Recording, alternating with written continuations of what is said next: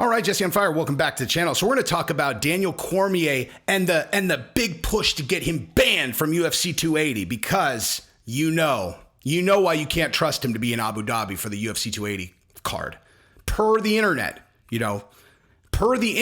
where we just get like the best takes, man, really great takes, is because DC cannot be trusted out there to do his job when Islam Makhachev is fighting.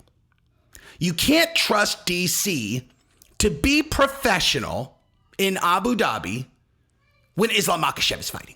It's really important for all of the people on Twitter and the internet to solve, Hey, listen.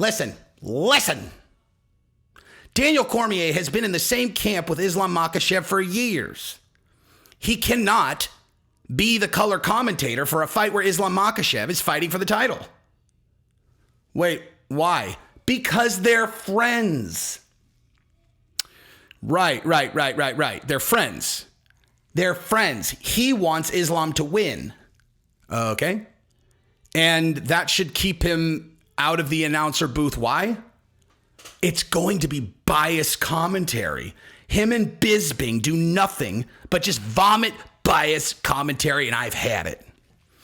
So that's basically the gist of the conversation online about Michael Bisping at UFC London. I haven't even gotten to that yet, but about DC, being the color commentator in Abu Dhabi. Now, some of you, Bisping for 100% sure, definitely saw the video that I did when I commented on people being critical of, the color commentators in long form. This is more like short form. Lots of people with little short ideas about, it's bias. I was not kind to the critics. But what I realized is that I think people are misunderstanding the nature of the UFC commentator. I'm going to clear that up for you in this video. I'm also going to tell you whether or not the criticism is valid in Bisping's case and in DC's case. And guess what? I was going to make some kind of connection where because Bisping's my buddy, I could still be objective. I was going to be whatever. It's a missed opportunity that I will come back to and think of a cool way to say that. Anyway, if you like the content, subscribe and ring the bell. This is an important issue. It's really, really important. As viewers, we want to make sure that we contribute the best way that we can, and making sure that there is absolutely no one in the color commentating booth that is rooting for one of the guys is critical. It's our job. It's our job to make sure that they can't be there, And I want you guys to think about that throughout this. Now, before we get into it really quick, Paul Andrade. I think I'm pronouncing that correct. Paul Andrade. You know why I'm saying his name on the internet? What? On the internet? On my show? Okay. He is at Paul02724. You know why I'm saying his name? Because he won the Jordans. We did a quiz show the other day, and we did it live, and he won. And thus, he's going to get to come on the show and bullshit during one of my live streams, and also he won the Jays. So go give him a thumbs up. Now, why were we doing this Jays giveaway? It's because Sheath Underwear is one of our sponsors, and I'm wearing them right now. Now, if you want to potentially come on the quiz show next month, then all you have to do is go to you go to sheathunderwear.com. You go to sheathunderwear.com and you buy a pair, and then you use promo code FIRE20, and then you send the receipt to me, and you're in the raffle, and the top 5 people, well, not top 5, but 5 randomly selected people will end up on the quiz show next month live on Jesse on Fire's channel, and the winner will get a pair of Jays. And you and the runner-up will both get to come on my show and talk live. So, Sheath Underwear is the bomb. I will swear by them. I wear them every single day. Tuck the twig here. Mine's more like you truck a big piece of lumber in the front, and then everything. You get the point. Give them a run. I'm sure you've heard of them before since everyone talks about them, but they are the bomb. Anyway, so let's dive in, Let's just dive right in. So again, I find criticism of the commentators generally extraordinarily boring. And I do that because I am in a certain type of camp of what I'm looking for in color commentators. That's the thing that I think is the major disconnect. Because when I read articles that are, I don't know, they're saying negative things about different commentators. I read it and I'm like, bro, are you like, what are you listening to these guys for? Like, why is it important that there's a color commentator? You know? And they're like, well, it's important because, and you're like, fill in the blank, because be careful. Like, be very careful what you say, because you're probably going to contradict yourself of what you said was negative about their performance later. Well, I really want someone that knows what they're looking at, you know? Like, if the guy's, you know, chasing a Kimura and he's a step, like, I want to know what the next step is that he's after. Okay. And so do you think that, I don't know, Bisping or DC, like Bisping is watching a guy in London who used to be on his team and he has his arm trapped in a Kimura. Do you think that he is not going to say out loud what the guy's next step is? No, I think he would say that. Okay. All right. So let's move on. What's the next thing?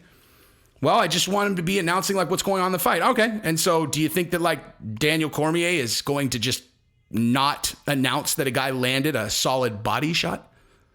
No, I think he would. Okay. Cool. What else? You know? Well, I just want fair commentary, you know? Like, here's the thing. Like, the only thing that they could say about the bias stuff, and here's the thing. Like, so, Bisping as an example. I'm watching the fight yesterday. I had to, like, actually look this guy, like, this guy's name. I apologize. I know I'm going to butcher this guy's name. I know it. But Mark Diakiese, it's the, you know, the black dude with the red mohawk stripe down the top of his head. That guy in his fight, he's a very exciting striker, extremely exciting striker. And he came out and he just wrestled Hadjovic. And the reason he did that is because he's becoming a better wrestler. And Hadjovic had shown in previous fights to be extremely vulnerable to takedowns. Okay. So he had a tremendous weakness in his game. Now, you know, Diakiese is a great striker, right? Very exciting. But if the guy that he's fighting sucks at takedown defense, and once you get him on the ground, he can't get up, which is exactly what happened. He had like 13 and a half minutes of control time at the end of the 15-minute fight. Okay. So if you know he has a huge weakness, you know, you fight that way, you take him down, whatever. I understand. If you're just going for the win, I totally understand.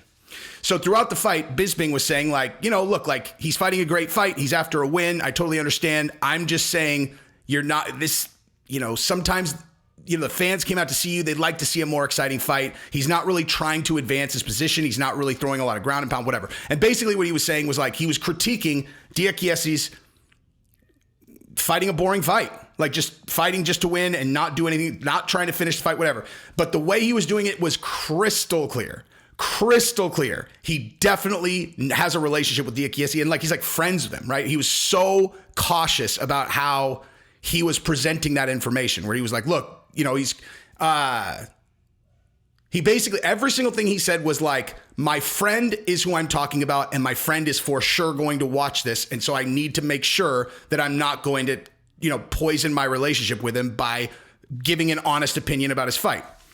So that's the kind of thing where people will listen and go, oh, that's biased commentary. That's really biased commentary. And I'd be like, no, it's not. Okay. He's friends with him. Okay. He's friends with him. Now, this is one thing I can speak from absolute 100% experience, that at a certain point, you have to basically record yourself. If you're talking about someone, like, they're probably going to see this. Like, as an example, this moment right now, Bisping probably going to see this. Probably because I'm going to send it to him, but definitely going to see it. So I'm like, I mean, I would say the same fucking thing anyway, but like the guy, like these are like real people. That's the thing I think like people don't understand. Like, dude, you know, you're just going to shock the world, bro. Bisping is an actual human. Like, he's an actual human being. Like, his wife, that's his actual wife. Like, his kids, those are his actual kids.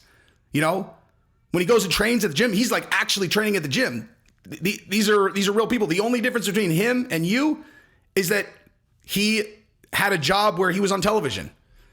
He's a regular person. Of course he's concerned about his relationship with the dude that's in the octagon and he doesn't want to fucking poison it. Of course. And so if you take that example from yesterday and then you apply it to, let's say, I don't know, Joe Rogan, you know, commentating an Israel Adesanya fight, if him and Israel Adesanya are really close friends, And then people are like, wow, that was super biased commentary. Joe clearly wanted Izzy to win. He clearly wanted him to win. It's like, all right. I mean, maybe, but let me ask you a question. Do the commentators, like, do the judges, are the judges listening to the commentators? I actually don't know the answer to that. Matter of fact, I am going to just say this. If the judges are listening to the commentators, which would seem completely fucking ludicrous if they are, matter of fact, I'm going to say outright, if the judges are listening to commentators, that would be absolutely ludicrous. So I'm going to assume that they're not, since why the fuck would they be listening to commentators? If you want to listen to commentators, then let them be the judges. So operating under the assumption that the judges are not listening to the commentators, then who gives a fuck whether he is slightly saying like, wow, Izzy's doing great. You know, like Izzy's doing great if it's kind of like a close fight. Who cares? Like, honestly, who cares? I don't understand. Like, who cares? Who cares? If it's not going to have an effect on the outcome of the fight, who cares? And like, for me personally, the fact that when, like, as an example, DC is friends with Islam, really close, I assume, because he's such good friends with Khabib, Islam by extension. Actually, no, I saw him in Islam. Like, I saw him interview Islam. They're really close. So, like, for me, you know what? Let me rewind. Hey, Jesse, why do you like the commentators to be there? I like to feel like I'm hanging out with a group of people when I'm watching, you know? That's why I love, like, when these guys in that article were super hard on Rogan and DC specifically in that article, and they were like, you know, they're just blah, blah, blah, blah, blah. I'm like, what? Those are my favorite guys, dude. Because they make you feel like you're just kicking it in a room with those guys and they're bullshit about the fights. Like, you're just in there bullshitting with them about the fights. That's why I like the commentators. And Bisping too. Bisping's excellent. Bisping is like, actually, Bisping's an excellent... I just said, I'm like, I got to keep in mind that Bisping's going to see this. But I really genuinely mean this. Like, Bisping is an excellent announcer. Like, he does a really great job of kind of like that hybrid right in the middle where he's like, he does an excellent job of really kind of like announcing the ins and outs of the fight, staying really professional, but also, just, you know, he steps out and he's like cool guy to hang out with, because obviously he's a cool guy to hang out with, but like, I mean, like, he's a cool guy to hang out with, like in the commentating world, like where I think Rogan, I think like I'm hanging out with my friend, you know, I think, you know, I don't know, John Anik, I think he's going to give you what is going on, you know, super professional, whatever. I think Bisping has a really good balance of those things. But, you know, for me, it's about hanging out. Like, I do want like jits guys, like guys who are really, really expert, like, you know, ground specialists to, like, I like when they're like, you know, okay, so he's got this arm trap, so now he needs to try to sweep his leg underneath it, whatever, you know, like whatever they're doing. I like that. But all of them can do that for the most part. For me, it's about, are they fun to hang out with? And so the point I'm making here is, bottom line, if it has nothing to do with what the outcome of the fight is going to be, then who cares? You're really going to, like, so you're going to say, like, don't let DC announce the Islam Makhachev fight because it might be biased? What the fuck are you talking about, dude? Like, what are you talking about? Like, it's like, hey, do you think that DC wants to announce it? Like, just, I know you're the most important person in the world, but like, this is just like it's just like an event for you. It's like any other, I mean, you know, it's a big fight, but like, it's just, you're a fan and you're going to watch it, like me and like, you know, everybody else. Okay, well, what is it for like Daniel Cormier? It's like one of his it's his like little bro, dude. Like, his little bro is going to fight for the title, this thing that they've worked towards. And like, of course he wants to commentate it. I don't know. Like, for me, I'm like, all right, well, who the fuck am I to step in between that? Like, and I'm saying, I always think of my opinion being shared online or anywhere else as potentially having impact, because it does. And I'm not talking about because like I have a YouTube channel. I'm saying just like if I went in under Gabrielle's account or something, every time you say something on the internet, it matters. It matters. Dave Chappelle just got a show, a sold out show in Minneapolis, canceled. Like, they literally canceled the entire event because a bunch of people hounded the amphitheater, you know? And I mean, who knows what a bunch of people means, you know? Like, if they got 100 people that were like, how could you do this? How could you have a disgusting transphobe like Dave Chappelle? Damn it, I got to edit that word out. But you know what I'm saying? And then they cancel it. It's like, bro, there were like 10,000 people coming or something. And you got 100 people online that said blah, blah, blah. And then boom, you actually cancel it. And so what I'm saying is like enough people say a thing, it can actually happen. So then I'm like, all right, well, let me think about this. Is my opinion like, oh, well, I would prefer to have blah, blah commentary. Is that more important than like, well, first of all, I'm not going to take money out of his pocket, but like also I'm sure he wants to do the thing. Like I feel like his opinion, his feelings are probably more important than mine in this case. You know? I don't know. I'm just an empathetic person, you guys. I mean, geez. And I know my place. Unlike you guys, clearly. I know my place. What? That didn't really make sense.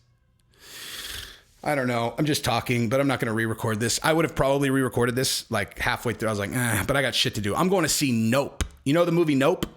By Jordan Peele about the UFOs. I love Jordan Peele movies, dude. I am a massive Jordan Peele fan. I love, like, he is like he's so fucking woke. It's crazy, dude. Like he is one of the most woke ass dudes in the world, but his content is so good that I can forgive it and I'll just go watch it. I don't even care.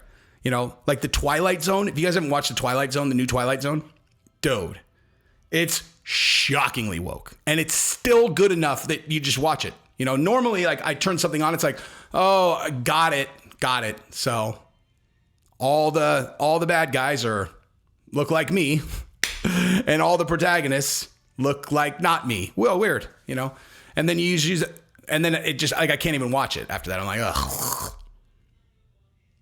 But the Twilight Zone is good enough that it doesn't even matter. And so I'm going to go see Nope. And I love UFO shit. I'm so excited. Anyway, that's what I got. I'm going to get another video for you guys to announce a big fight that's going to get announced. Bet that, son. Chandler versus Dustin Poirier. Anyway, love you guys. Peace.